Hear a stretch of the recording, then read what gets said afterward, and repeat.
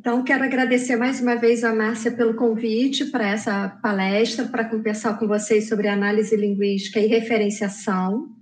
Nesse primeiro slide vocês veem meu site, o site do meu grupo de pesquisa e o Instagram do grupo de pesquisa. Vocês podem acessar à vontade, tem vários textos divulgados nos nossos sites. E queria agradecer muito a Márcia, como eu estava falando antes, quando o som não estava funcionando, é uma honra poder falar de análise linguística para ela e para os alunos dela, porque os textos da Márcia Mendonça e do Clécio Bunzen são textos que eu cito como minha referência bibliográfica, então é uma grande responsabilidade. Eu quero dizer que eu vou fazer um panorama a respeito do tema de análise linguística e referenciação. A Márcia, em princípio, me convidou para conversar com os alunos dela, então alguns são alunos dela, outros não, porque o convite foi estendido para o público em geral. Então, vou falar rapidamente sobre análise linguística, não vou me aprofundar na questão, mas eu vou destacar alguns aspectos que às vezes são mal interpretados, são mal compreendidos a respeito da análise linguística. Vou fazer uma ponte com a referenciação, também fazendo um panorama sobre referenciação e articulando com o ensino, tá? Então, depois, se vocês tiverem dúvidas, por favor, podem fazer as perguntas que quiserem, ou então, se quiserem, depois entrar em contato conosco pelo grupo ou pelo site, vai ser um prazer conversar com vocês. Então, eu vou associar a análise linguística e a referenciação ao ensino de língua portuguesa, atendendo ao que a Márcia tinha solicitado para mim, tá? E aí eu começo como uma epígrafe com essa citação do Marcos Banho, né, que o problema está no modo como se ensina português e naquilo que é ensinado sob o rótulo de língua portuguesa.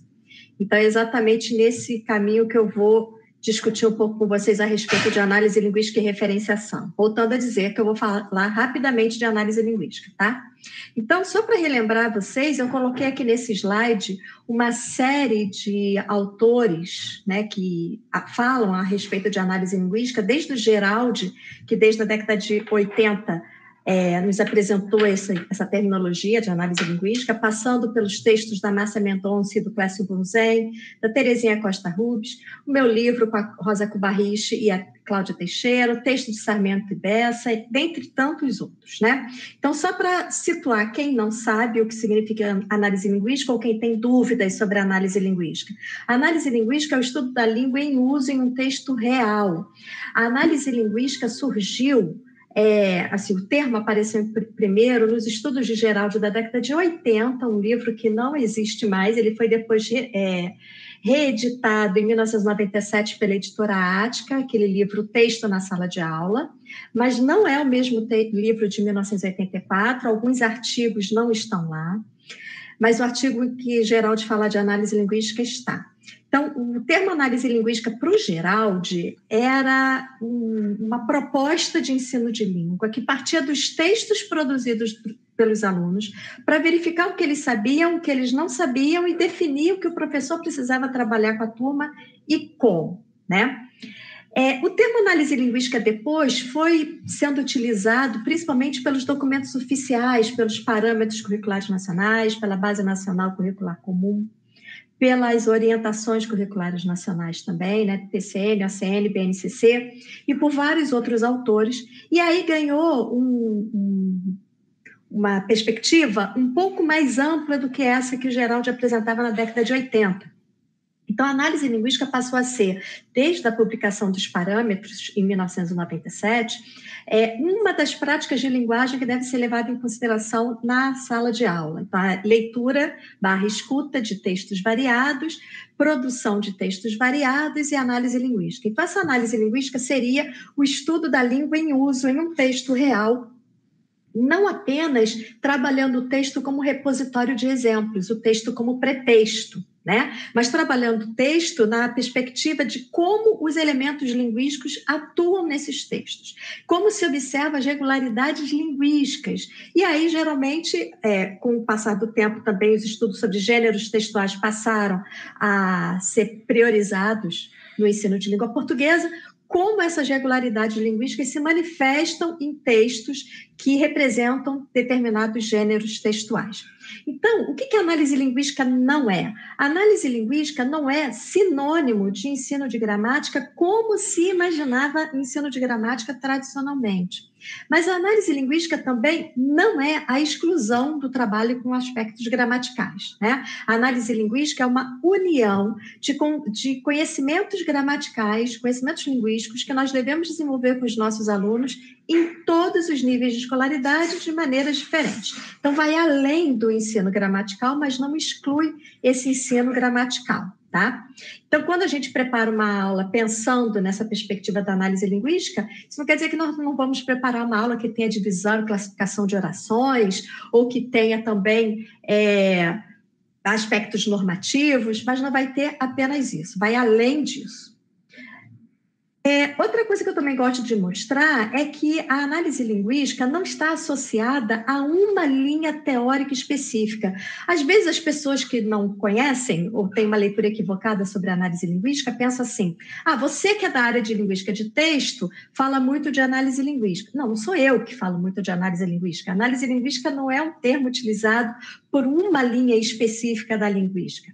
A análise linguística é um termo que surge para resolver uma série de questões, uma série de problemas associados ao ensino de língua portuguesa. Tá? Na BNCC, há um trecho que eu gosto sempre de destacar, que está aqui nessa citação, na página 69, que vai articulando os eixos de ensino de língua portuguesa que deveriam ser implementados. Então, trabalho com a oralidade, com a leitura /escuta, produção escrita e multissemiótica, análise linguística /semiótica, que envolve conhecimentos linguísticos sobre o sistema de escrita, o sistema da língua e a norma padrão, aspectos textuais discursivos e sobre os modos de organização e os elementos de outras semioses.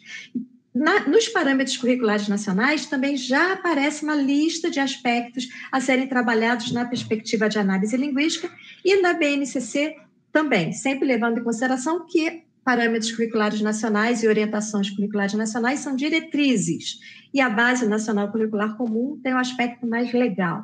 E aí você vê toda a divisão dos conteúdos gramaticais que a gente ensina na escola, só que articulados de uma maneira reflexiva. Né? Eu gosto também de citar esse artigo de Bonini e Iano, que fala a respeito do que devemos observar nos livros didáticos de português quando estamos pensando em análise linguística. As atividades de análise linguística partem de um texto ou de uma explicação prescritiva.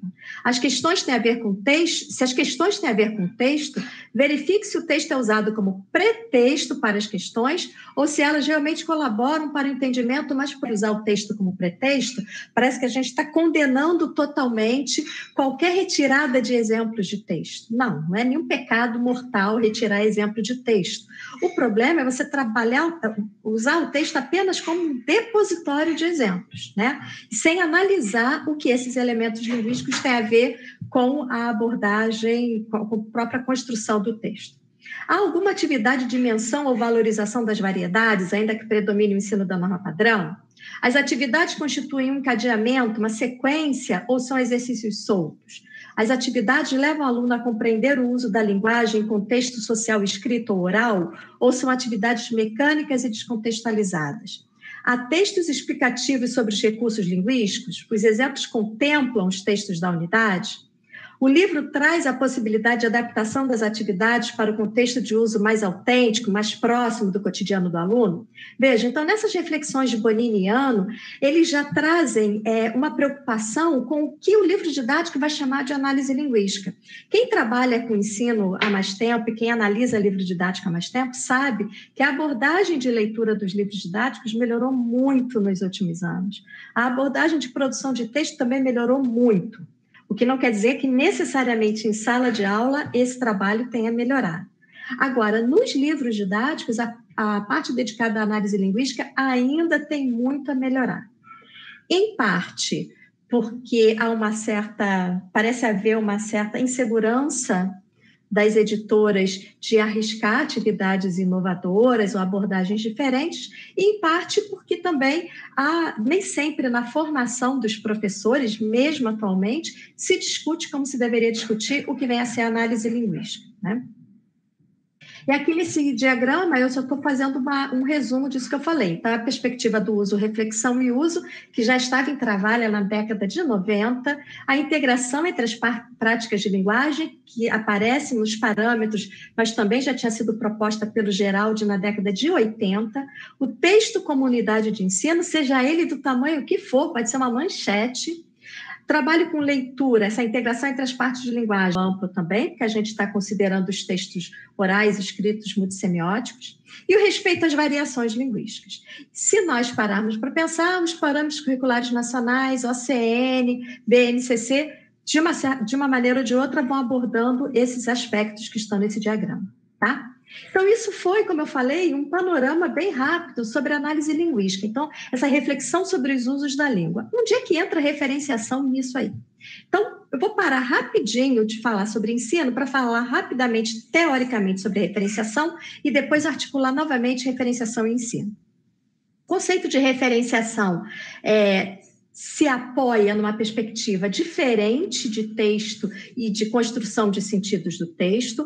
Nós temos aí, eu listei aqui vários autores, desde Apotelos, Elisabeth Conte, Ingeborg Koch Marcuski, Gil Francis, Mondado de Bois, Cavalcante, os meus textos também. Nós temos textos variados que abordam a referenciação, considerando a referenciação como um fenômeno sociocognitivo e interacional que exige inferências para a gente conseguir compreender a construção de sentido desses elementos referenciais, que a gente, obviamente, já considera isso ultrapassado há bastante tempo, mas no sentido que é construído nesse texto. Então, a referenciação é um processo cognitivo e interacional. Ainda que, às vezes, na hora de nós mostrarmos alguns exemplos, pareça que nós estamos mostrando exemplos muito pontuais, né? Às vezes, por uma questão de tempo, nós mostramos exemplos de trechos muito pequenos.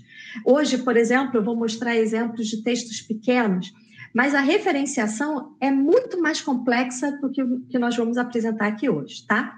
Então, sobre o processo de referenciação, é uma atividade discursiva que mostra uma relação indireta entre os discursos e o mundo, os objetos de discurso visando a construção de sentido, e essas escolhas nos processos de referenciação visam a representação não dos objetos do discurso simplesmente, mas a um projeto de dizer, as intencionalidades, tá? Então, quando nós falamos de referenciação, nós estamos falando das retomadas e antecipações. Antigamente se usava o termo coesão referencial, alguns livros didáticos ainda usam essa terminologia, mas a diferença é que a gente parte agora de uma associação entre os elementos que a gente chamava de coesão referencial e a construção de sentido. Então, nessa perspectiva, o conceito de referenciação articula coesão e coerência, tá? Só para sintetizar aqui brevemente para vocês. E nessa perspectiva, todos os processos de referenciação são constitutivos de sentido, até mesmo a elipse, até mesmo a repetição. E é muito comum na escola se criticar a repetição como se a repetição fosse o grande problema de coesão do texto do aluno, né? Quando muitas vezes nós sabemos que não dá para substituir o termo que está sendo repetido por nenhum outro. Além disso, quando a gente fala de referenciação, a gente está falando de toda a construção do texto.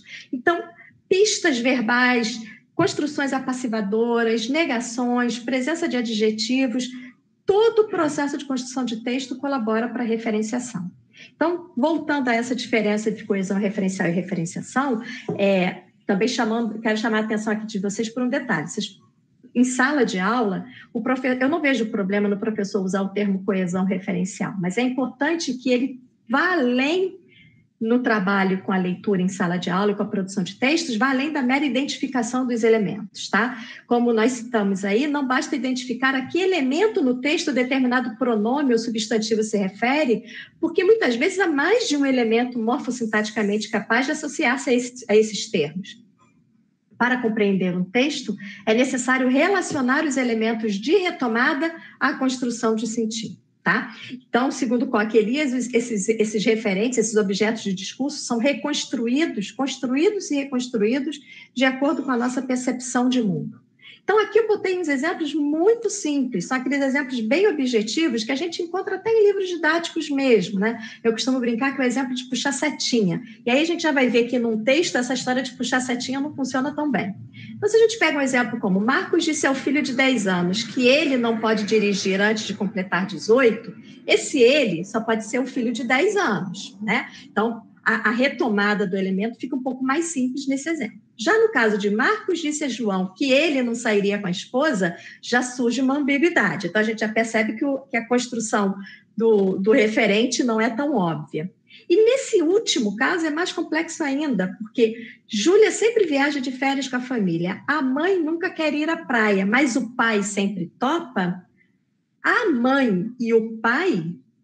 A gente sempre aprende, né, que o substantivo aparece com um artigo definido quando o substantivo já é conhecido, ou quando ele está sendo tomado no sentido genérico, mas, na verdade, aqui, a mãe e o pai estão associados à palavra família. Mas você não pode dizer que mãe e pai retomam a palavra a família. Não existe uma correferencialidade. Aí é o que a gente chama de anáfora indireta. Então, já mostro aí para vocês os processos referenciais. A anáfora direta, que é correferencial, teoricamente, um termo substitui o outro. A anáfora encapsuladora, em que um termo sintetiza informações, geralmente são substantivos abstratos, ou às vezes pronome demonstrativo isso, isto, aquilo. A anáfora indireta, que mostra uma associação de ideias, como é aquele caso da família, né? Mãe e pai estão associados à família. E os casos de deixes, tradicionalmente, inclusive o que alguns autores mais clássicos chamam de deixis pura, se referem a pessoa, tempo e espaço, mas há outros tipos de deixis também, como a deixis textual, de memória, etc. Tá? Então, agora eu vou mostrar para vocês, já começando a encaminhar para uma reflexão sobre o que pode ser feito para o ensino, dentro de um texto, como é que isso funciona? Quando a gente trabalha com frase solta, esse é o período da frase solta. Parece que é tudo muito fácil. Mas quando nós pegamos um texto, não fica tão fácil assim. Então, eu vou só pular para o próximo slide, depois eu volto para esse para vocês perceberem. Esse texto é uma notícia de jornal que fala sobre um protesto de cadeirantes num shopping do Rio de Janeiro pelo desrespeito às vagas no estacionamento desse shopping. Então, veja, se nós temos o elemento cadeirantes, objeto de discurso cadeirante, nós temos vários elementos que se referem a eles. Um grupo de deficientes físicos, eles, existe também a elipse, e em um determinado momento aparecem também os manifestantes. Então, quando nós observamos o texto, nós vamos vendo que nem todos os elementos estão diretamente ligados a cadeirantes. Como, por exemplo, os manifestantes, como é que eu sei que os cadeirantes é que são os manifestantes? Então, aí nós já estamos diante de um caso de anáfora indireta, em que nós temos cadeirantes e um grupo de deficientes físicos associados a um protesto. Então, se eu tenho um grupo de pessoas associado a um protesto, o meu conhecimento de mundo me faz retomar que, geralmente, o protesto tem alguém que organiza. Um protesto é uma manifestação. Então, eu posso falar de os manifestantes e um dos organizadores. Então, vejam, já é uma relação indireta de retomada. E voltando aqui, aparece a expressão diversas irregularidades. Diversas irregularidades é o típico caso de encapsulamento. Eu fiz esse esquema aí para a gente conseguir visualizar o que é o encapsulamento. É uma palavra que sintetiza informações dispersas no texto. Quais são as irregularidades? Se eu quiser fazer aquela história de puxar setinha, na verdade, eu vou puxar a setinha e vou englobar um parágrafo inteiro, que é falta agilidade no reboque dos carros irregulares, os desenhos indicativos das vagas apagadas ou fora do padrão internacional, as vagas estão em número muito inferior ao estabelecido em lei, tudo isso são as diversas irregularidades. Então, vejam, eu aqui coloquei nesses esquemas os 3 tipos de anáfora que nós podemos identificar nesse texto, mas quando nós vamos lendo o texto, nós vamos percebendo qual é a perspectiva do texto a respeito desse protesto. A gente percebe nitidamente que se nós estamos chamando estamos caracterizando tudo que acontece no shopping em relação às vagas destinadas aos cadeirantes. Como irregularidades, nós estamos também criticando o shopping, nós estamos fazendo uma avaliação negativa a respeito do Norte Shopping, que é o shopping que está sendo citado aqui, em relação às vagas para os cadeirantes. Então, nós já começamos a ver o projeto de dizer da notícia do jornal, né? Uma perspectiva positiva em relação à manifestação e negativa em relação ao posicionamento do shopping. Tá? Aparece também aqui no segundo parágrafo, nada foi feito. Então, houve uma promessa de providências, mas até agora nada foi feito. Então, vejam, é isso que nós falamos das pistas textuais. As informações que aparecem dispersas no texto colaboram para nós identificarmos esses elementos referenciais, esses objetos de discurso, e para nós entendermos também qual é o posicionamento do texto. Agora, obviamente que não é para levar essa nomenclatura para a sala de aula, eu não consigo imaginar levar para a sala de aula a anáfora direta, anáfora indireta, encapsulamento, pelo menos não para a educação básica, né, para o ensino fundamental e médio. No ensino superior, a gente já discute isso, é óbvio.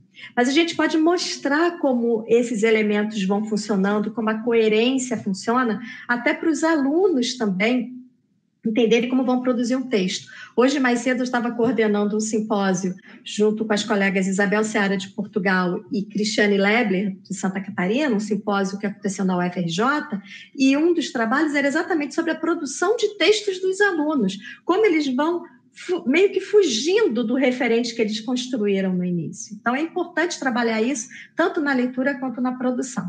Aqui eu coloquei um outro exemplo, é um exemplo criado por mim, um pequeno texto, em que eu marco todos os elementos referenciais que apareceram aqui, tanto as anáforas quanto os casos de deixis, né? Então, aqui eu marquei uma deixis de tempo, a deixis de pessoa, a deixis de lugar, eu, ontem, aqui, então, o referencial que parte do enunciador. Eu conheci João, e aí eu crio um outro objeto de discurso, João, um menino, e aí esse menino é retomado por sua presença, ele e o pivete. Então, veja que a gente tem uma cadeia referencial fazendo referência ao João, né? Além dessa cadeia referencial marcada pelas anáforas, nós temos os verbos atacou, saiu correndo, sumiu de vista. Então, você tem também as pistas nesses verbos. E a própria narração do que aconteceu dá a entender de que esse menino cometeu algum crime. Né, João? Um menino que entrou aqui no restaurante, onde retomando o restaurante, costuma almoçar. Nenhum cliente percebeu sua presença. Eu marquei nenhum cliente, caixa e gerente, que são anáforas indiretas de restaurante. Pressupõe-se que o restaurante tem gerente, caixa e cliente, né? Nenhum cliente percebeu sua presença até que ele atacou o caixa e saiu correndo.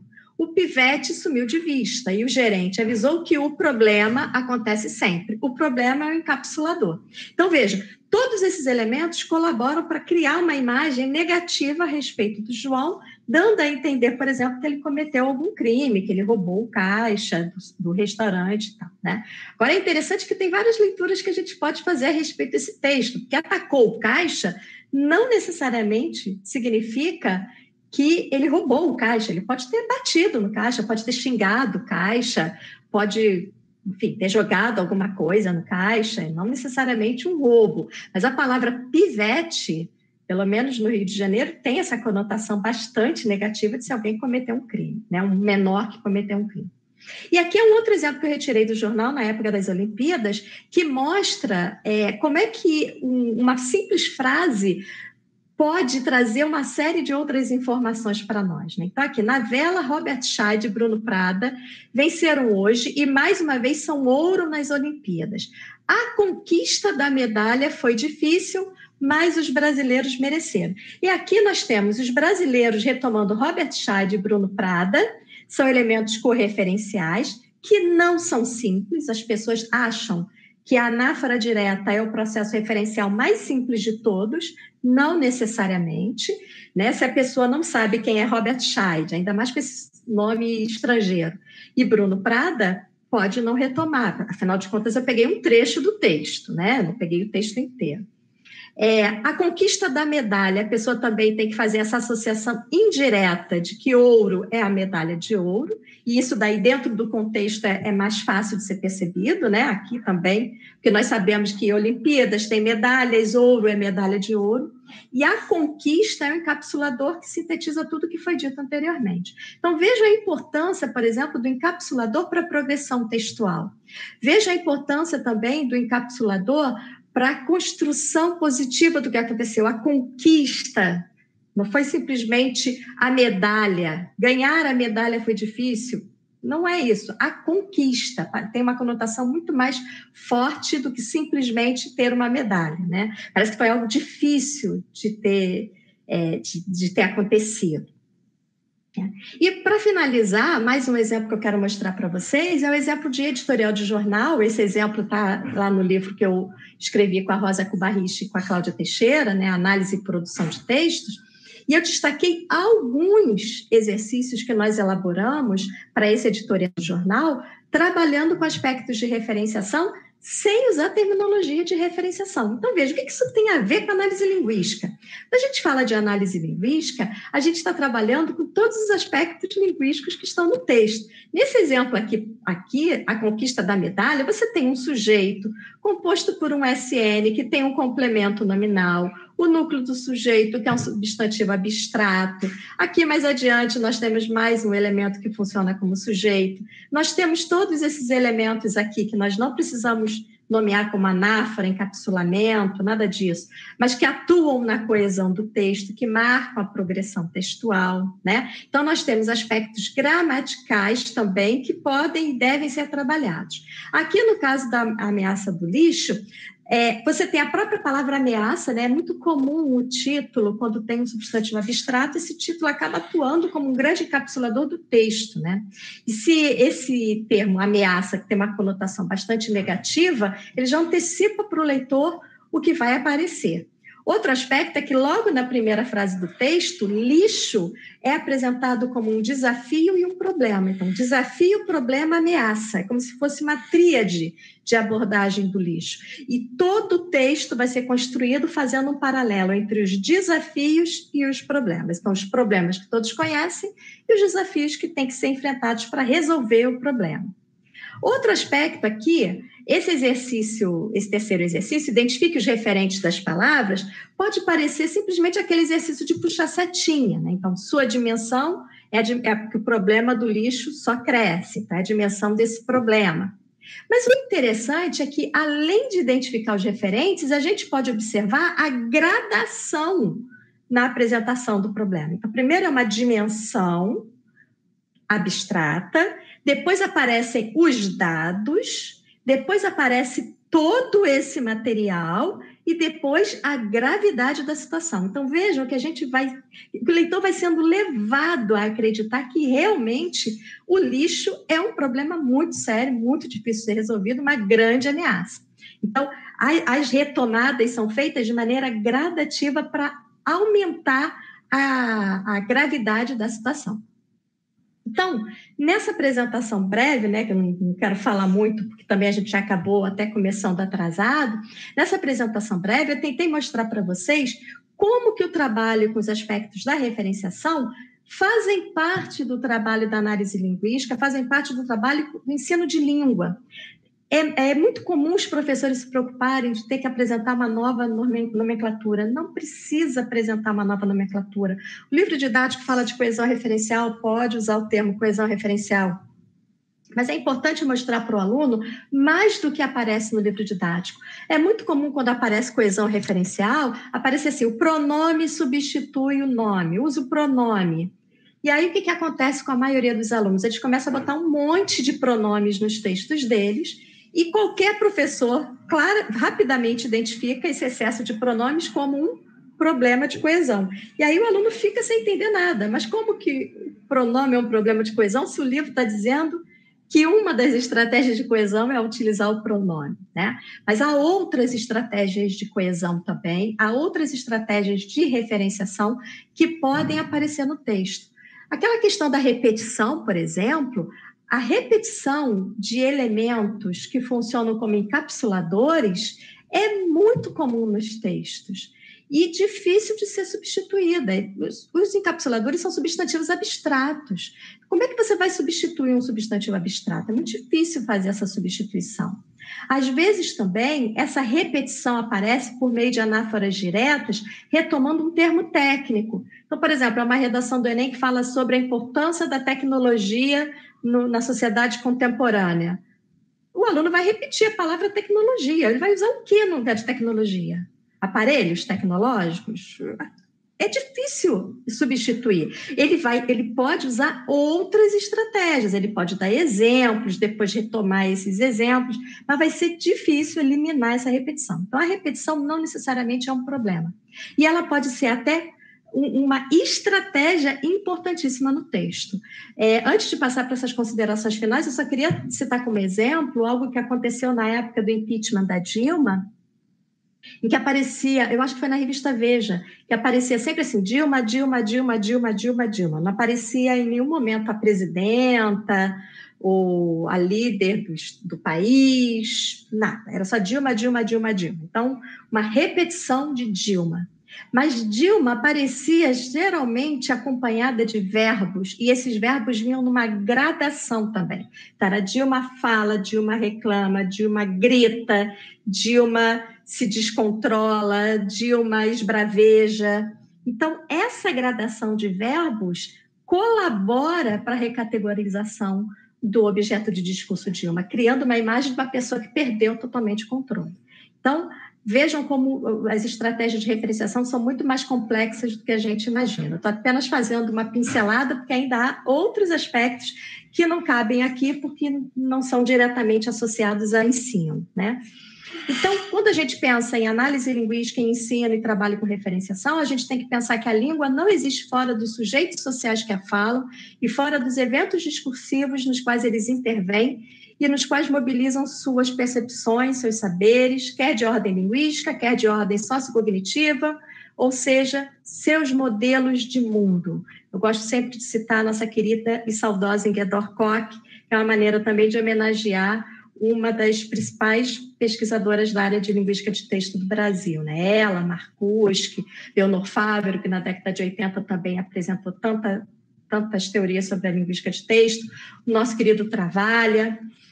Então, a língua não existe fora dos sujeitos sociais. E tem um texto de Palumbo que eu também gosto muito, que diz o seguinte: quando no e pelo discurso referimos-nos a uma pessoa como heroína, ou a uma situação social como justa ou injusta, não necessariamente apresentamos um atributo imanente a ela, mas sim posicionamos-nos em um específico lugar social. E a partir de nossas crenças e de nossos valores, construímos discursivamente o outro de diversas maneiras, conforme as características específicas de produção. Então, com base nessas reflexões sobre referenciação, que eu espero ter colaborado aí para as reflexões de vocês, eu finalizo com uma citação dos parâmetros curriculares nacionais, que eu sempre gosto de utilizar, e que tem a ver com essa necessidade nossa de trabalhar o ensino de língua de uma maneira mais produtiva, mais crítica, mais abrangente, do que sintetizar aspectos isolados que para o aluno acabam não fazendo sentido.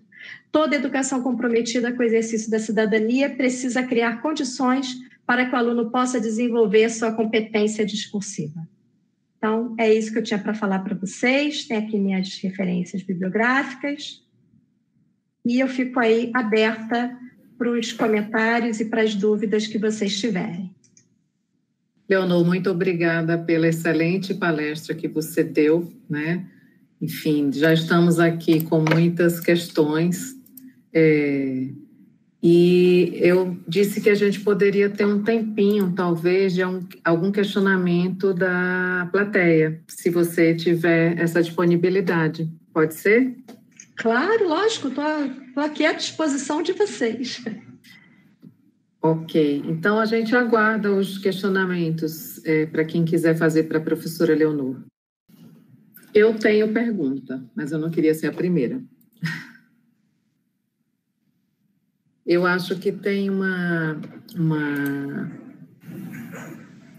acho que tem uma questão que você toca na sua apresentação, que é uma sintonia fina, né, entre a unidade com que a gente está trabalhando, né? Ou seja, em que momento a gente está indo para o texto como um todo, em que momento a gente pode e até deve fazer um recorte e explorar aquele exemplo num trecho menor, de modo a deixar mais claro para o aluno.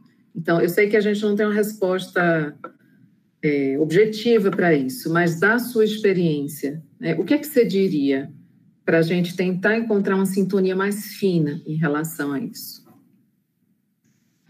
Em relação a trabalhar o texto maior ou o texto menor? O texto inteiro, ou recorta e pega exemplo, por aquela história do repositório de exemplos, né, que é sempre um perigo. A gente tem duas questões aí. Uma é a realidade da sala de aula, né, que às vezes a gente não tem nem tempo para trabalhar um texto inteiro. E outra é a própria abordagem desse texto como pretexto. Os dois caminhos são possíveis. Eu só acho que a gente tem que ter em mente qual é o nosso objetivo principal. Então, por exemplo, eu não consigo pensar num trabalho de língua portuguesa que não parta da leitura. Mesmo se a gente está trabalhando redação, tem que partir da leitura, se está trabalhando com qualquer aspecto gramatical, idem. Então, a leitura é do texto como um todo. Agora, nada impede que o professor possa focar em determinado aspecto para apresentar alguma questão que ele queira apresentar, né? Quando eu dei aquele exemplo ali da notícia, né? Do ouro nas Olimpíadas, eu peguei apenas 2 frases, a notícia continuava, mas eu peguei apenas 2 frases porque eu queria mostrar como, com um segmento pequeno, a gente já pode puxar uma série de discussões com os alunos, referentes à concordância, referentes à coesão, à coerência, ao uso das anáforas, querendo ou não utilizar a nomenclatura. Então, acho que os 2 caminhos são possíveis. O que deve ser evitado é pegar o texto para destacar um elemento. Vamos supor, por exemplo, eu falei ali que os substantivos abstratos costumam funcionar muito como encapsuladores, né? Não quer dizer que eles só funcionem como encapsuladores, mas eles funcionam muitas vezes como encapsuladores. Aí vem um professor e fala destaque do texto no substantivo abstrato, isso é o texto como pretexto.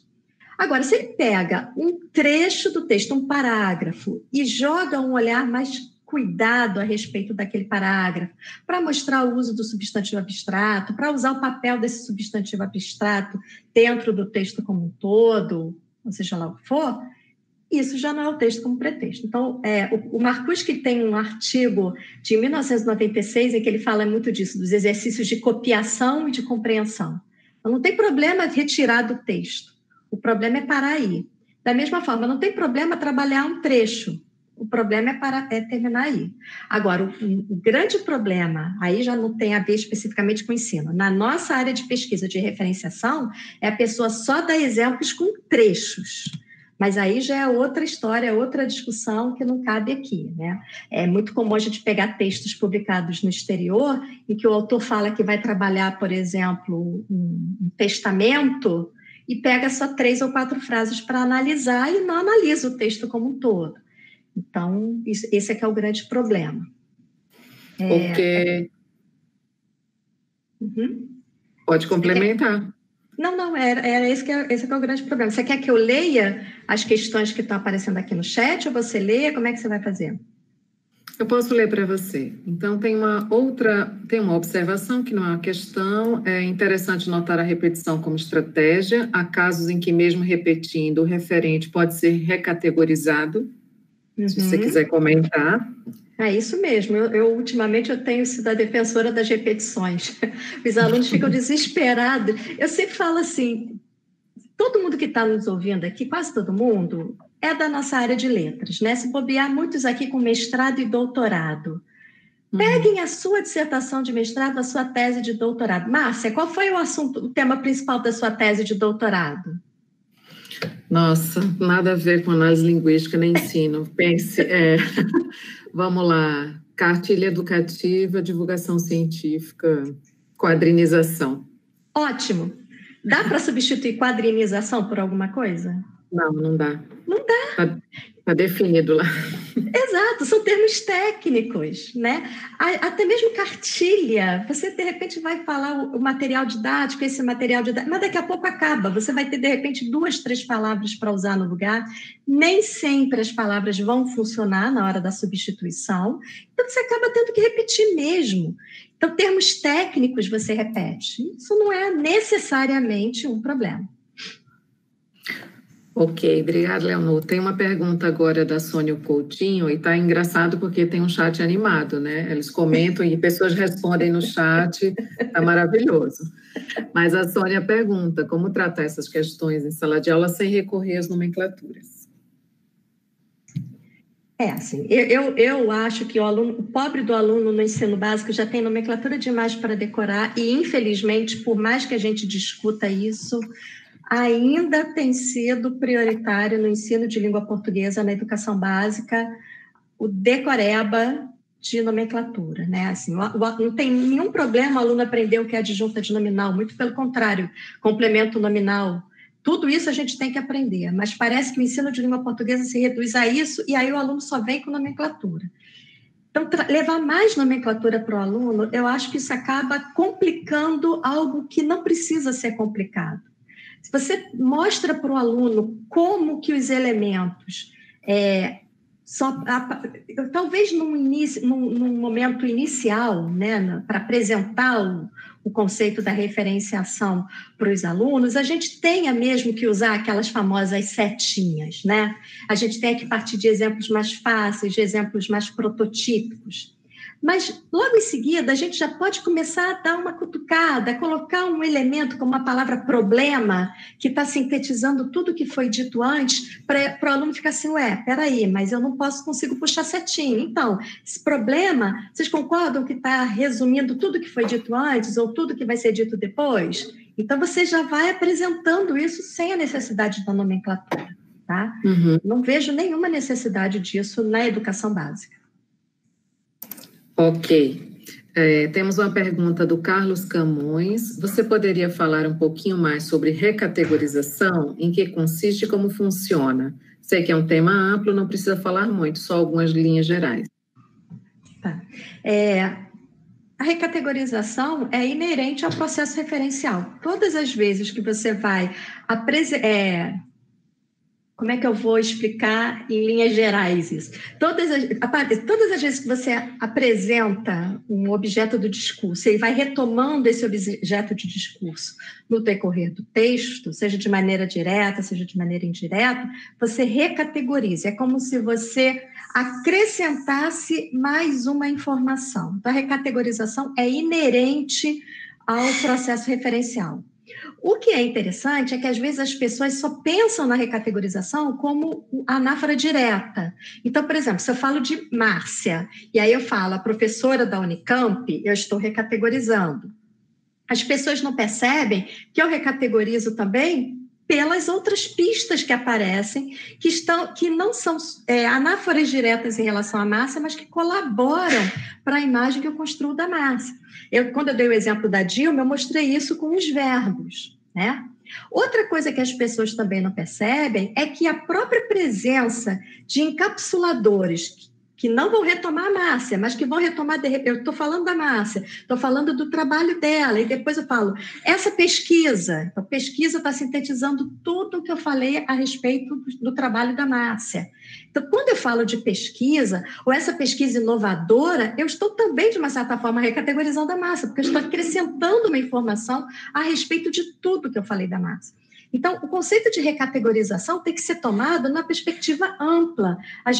É como se a gente fosse somando informações a respeito dos objetos de discurso, tá?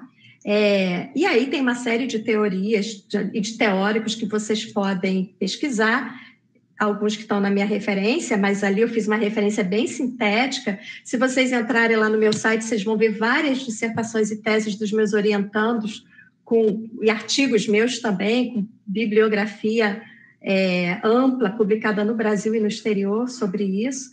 Agora, só para abrir mais um parênteses, essas reflexões sobre referenciação, especialmente sobre recategorização, têm sido muito desenvolvidas aqui no Brasil. A gente até fala, né? Eu vi ali a Mônica Cavalcante ali nos assistindo, a gente até fala de uma linguística de texto brasileira, né? Em outros países, parece que a análise da referenciação ainda está muito na etapa da setinha, sabe? Falta ainda aprofundar mais nessa perspectiva da recategorização, que é textual e discursiva, é sociodiscursiva e cognitiva também. Espero ter respondido, não sei. Sim, claro, Leonor.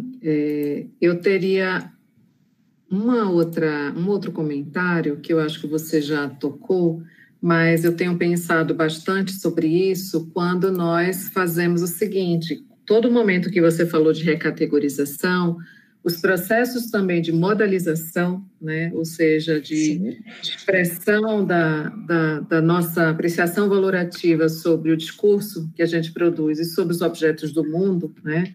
Ou os nossos objetos de discurso, eles estão sempre entrecruzados, né? Ou muitas vezes estão. E a gente... eu acho que a gente perde um tempo pedagógico grande. Eu estou escrevendo sobre isso agora, quando a gente não cruza, não faz a interface entre esses grandes processos que são linguístico-discursivos e que precisariam, me parece, de um tratamento pedagógico integrado, junto com... A equação é um pouco complexa, junto com o tratamento das próprias classes gramaticais, porque, enfim, por que a gente tem as classes? Porque elas têm funcionamentos morfossintáticos que implicam em funcionamentos sociodiscursivos, né? Os sintagmas nominais, os sintagmas verbais e todas as coisas que estão por ali, né? As classes não são adâmicas, né? Ou de Eva surgiram de um negócio, né? Elas surgem de uma observação de como a língua funciona. Então, eu acho que a gente, não sei, perde uma oportunidade muito valiosa de trabalhar nessa interface, de referir, né? Ou seja, entender como a gente refere o mundo, cria objetos de discurso, recategoriza. Nossa, tem algo aí, um gol, não sei. Gente, desculpa, é que nesse horário aqui no meu bairro rola um fora Bolsonaro aqui e acabou ecoando. Não, a gente perdoa tudo, tá tudo perdoado, tranquilo. Perdoadíssimo, aliás. Aumenta o som aí. Estou brincando. Mas aí a gente, na realidade, poderia trabalhar de forma mais integrada, né, com esses processos. E eu acho que a gente falta, num trabalho com conhecimentos linguísticos e a reflexão sobre a linguagem, eleger grandes processos que perpassam todo o currículo. Referenciação é um deles, me parece. Modalização é um deles, né? E eu acho que a variação não como um exótico, mas a variação como constitutiva. Assim, é assim que a gente fala o tempo inteiro, seja porque é variação de estilo individual, seja por isso. Enfim, era um comentário meu que eu tenho pensado sobre isso, eu não sei como é que você vê essa coisa da interface, talvez até às vezes fique difícil de desfazer, né? Mas de referenciação e modalização. Tem um orientando meu, é o Denis Castanheira, que ele no mestrado trabalhou com a modalização e no doutorado com a referenciação também. Eu concordo totalmente com você. A questão é que, às vezes, assim, tanto para essas apresentações que a gente faz, tanto em formato de live quanto em congressos, e às vezes até nos nossos textos, nos nossos artigos, né? Há sempre tanta limitação e nós somos tão obrigados a fazer um certo recorte, até mesmo para responder aos às próprias agências de fomento, né, as programas, as pesquisas que são feitas, que parece que a gente está olhando só um aspecto, né? E, às vezes, o que acontece na sala de aula é que o professor de educação básica se sente muito perdido. Porque aí ele ouve um falando de referenciação, ouve outro falando de variação, ouve outro falando de modalização, ouve outro, não sei o que lá.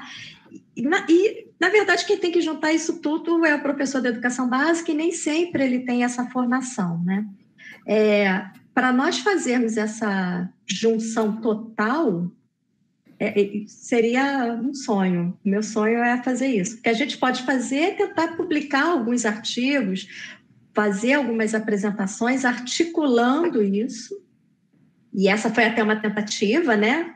Embora a gente não tenha falado aqui de modalização, mas teve uma fala minha na UERJ, que me chamaram para falar sobre análise linguística, inclusive, né? Não sei se eu cheguei a mandar para você o link, eu acho que não. E em que eu falei disso, em que eu mostrei a questão da modalização, da referenciação e tal. Mas realmente, às vezes, a gente não junta, eu concordo com você. E ao não juntar, fica passando a imagem de que tudo está muito isolado. Quando, na verdade, a gente não vê isso de maneira isolada. Isso. Mas acaba tendo que isolar na apresentação, né? Leonor, a gente tem alguns comentários ainda, mas não necessariamente perguntas, né? Eu teria outras, passaria aqui o resto da noite com você, falando sobre o assunto, inclusive já está à vontade de até abrir o texto que eu estou escrevendo e comentar e botar para discussão. A Mônica comenta algumas coisas sobre a necessidade dessa interface, né? Ou seja, a necessidade de construir essas interfaces, a importância dos modalizadores, né? Nessa construção discursiva. Então, acho que a gente está andando nessa direção, mas o currículo ele tem uma tradição grande, né? E é um pouco, a gente também não pode implodir, digamos assim, completamente de uma vez, sob risco de ser até contraproducente, né? Assim, como é que a gente vai implodir e faz o que depois? A gente tem uma responsabilidade, né? Todos nós com a escola, a escolarização, o formador, o professor, etc. Então, é um pouco nessa direção que eu tenho pensado, né, de fazer essas interfaces, e por isso que eu tenho buscado, né, os apoios dos seus textos, de outros pesquisadores também, para compreender melhor esses processos e tentando fazer algumas pequenas pontes entre isso e ensino de língua, né? Então, os alunos de graduação estão produzindo material, a gente pede para eles ousarem, né? Porque se não tentar, não vai aprender a fazer, né? E eu sempre digo, o caminho não está feito, né? O caminho está se fazendo e a gente precisa ser parte das pessoas que fazem, né? Aprendendo, errando, vendo melhor, enfim. Não temos ainda o novo currículo completo, né? A gente tem inovações curriculares, mas não um novo currículo, né? Então, eu deixo... temos um novo currículo, na verdade, ele nunca vai dar conta, porque o mesmo currículo que eu utilize não vai funcionar necessariamente para você. Eu acho que a gente tem que ter algumas diretrizes básicas, alguns posicionamentos comuns a respeito do trabalho em sala de aula, mas até eu mesma, quando eu dava aula na educação básica, e até hoje também na faculdade, eu não consigo dar a mesma aula em 2 turmas. As realidades são diferentes, tem horas que você precisa enfatizar mais um aspecto, tem hora que precisa enfatizar mais outro aspecto. O que não pode é continuar... Eu tenho uma filha no ensino médio, eu acompanho muitos adolescentes que estão no ensino médio, amigos dela, amigos da família, sobrinhos, etc. É decepcionante ver que as provas continuam pegando... Teve uma questão de prova que era assim, era um poema do Manuel Bandeira... Vinha o título do poema, o poema do Manuel Bandeira. A questão, qual o sujeito da frase tal? A frase tal era o título do poema. Ou seja, não é nem mais o texto como pretexto. O texto não é nada. E o título virou frase. Assim, nossa, nada a ver com coisa nenhuma. Entendeu? Então, não dá para continuar ensinando desse jeito. Agora, a gente pode tentar articular e encontrar caminhos comuns. Por isso que eu falo que eu me preocupo muito de acrescentar nomenclatura. Cada vez que a gente leva mais nomenclatura, para muitos professores, é a nomenclatura que tem que ser ensinada. É igual gênero textual. Eu já vi aluno fazendo prova de o que é gênero textual. Aluno de 11 anos de idade respondendo a pergunta o que é gênero textual. Não é para fazer isso em sala de aula. Trabalhar com gênero textual em sala de aula não é para levar a teoria do gênero textual para a sala de aula para os meninos. Então, assim, eu tenho muita preocupação com essa coisa de levar a nomenclatura para a sala de aula e isso acabar sendo mais importante do que trabalhar propriamente o que a gente está querendo que seja trabalhado. Isso. Maravilha. Então, acho que a gente está nesse caminho. Foi muito bom ouvir você, ver seus exemplos, reler as coisas que você escreve, né? Porque eu também me preparei para esse momento, fui lendo lá seus textos, seus exemplos. A gente já usou em sala de aula as atividades que você tem lá no fim daquele livro. Que legal! Sim. Depois eu quero saber qual foi a receptividade, se deu certo, se não deu.